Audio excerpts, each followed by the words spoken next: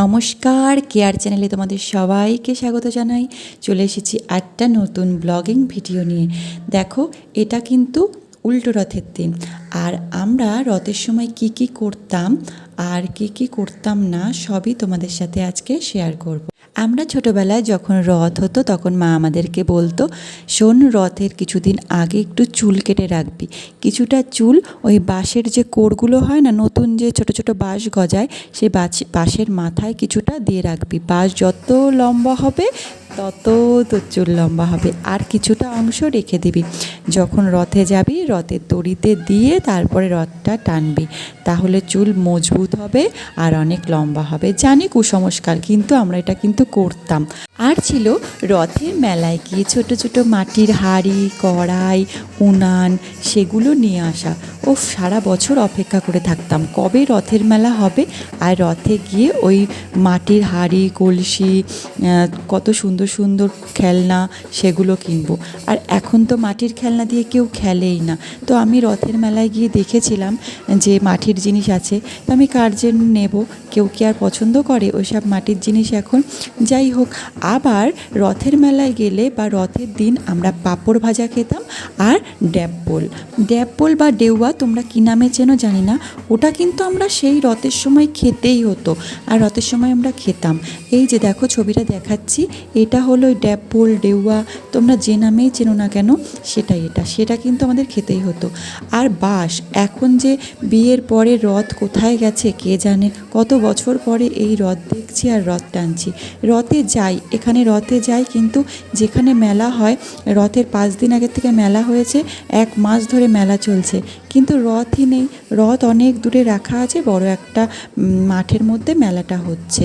বিয়ের আগে বাপের বাড়ির ছাদের উপরে উঠলে দেখা যেত পিছনে বড় পুকুর, তার পিছনে নদী, আর পাশেই হলো বাঁশবাগান, আর সামনের দিকে বড় মেন রাস্তা। আর শ্বশুরবাড়িতে তার ঠিক উল্টোটা, ছাদে উঠলে পিছন দিকে এয়ারপোর্ট, সামনের দিকে রেল স্টেশন, আর 2 সাইডেই বড় বড় ফ্ল্যাট। তো এখানে না আছে বাঁশ গাছ, আর না আছে সেই মাটির ছোট ছোট খেলনা বাটি, আর না আছে বড় বড় পুকুর।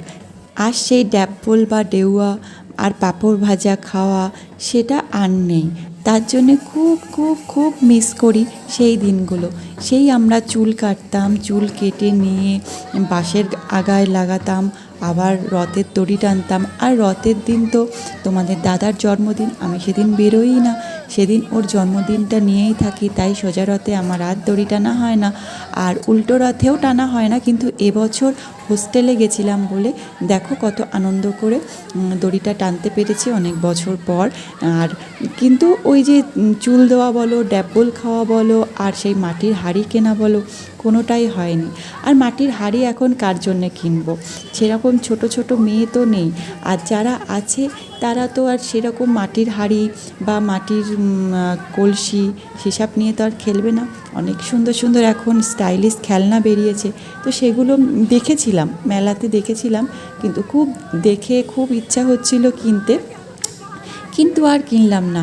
তো তোমাদের কাদের আমার মতো সেই আগের রথের মেলা মিস করো, আর তোমরা কে কে পাঁপড় ভাজা আর ওই ড্যাববোল বা ডেউয়া সেদিন খেতে হতো বলতো, আমাকে কিন্তু অবশ্যই জানাবে। আমরা কিন্তু খেতাম, আর এখন আর খাই না। আর সে কথা জাস্ট মনে পড়লো, তাই তোমাদের সাথে শেয়ার করলাম। গ্রামের রথের মেলা আর শহরের রথের মেলার মধ্যে অনেক পার্থক্য।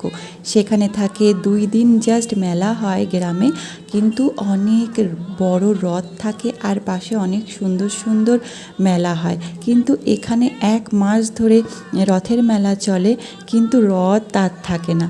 তাই গ্রাম আর শহরের মধ্যে সত্যি সত্যি অনেক পার্থক্য। গ্রামের মজাটা একদমই আলাদা, আবার শহরের মজাটাও আছে, কিন্তু একদমই আলাদা। তো তোমাদের কার কার গ্রামের মেলাগুলোকে ভালো লাগে আমাকে কিন্তু অবশ্যই জানাবে। আমি কিন্তু এখানে এখনও মেলা চলছে, কিন্তু একদিন গেছিলাম, তারপরে আর যাইনি। আছে অনেক জিনিস আছে, নাগরদোলা থেকে শুরু করে এভরিথিং। আমার আগের মেলার ভিডিওটা শেয়ার করা আছে, দেখে নিও। তো তার জন্যে এবছর চলে আসলাম গ্রামের মেলা দেখতে আর গ্রামের রথ টানতে। তাই অনেক বছর পর একটা গ্রামে চলে আসলাম। এখানে রথ কখনো দেখিনি, কিন্তু এই গ্রামের রথটাকে এনজয় করার জন্য।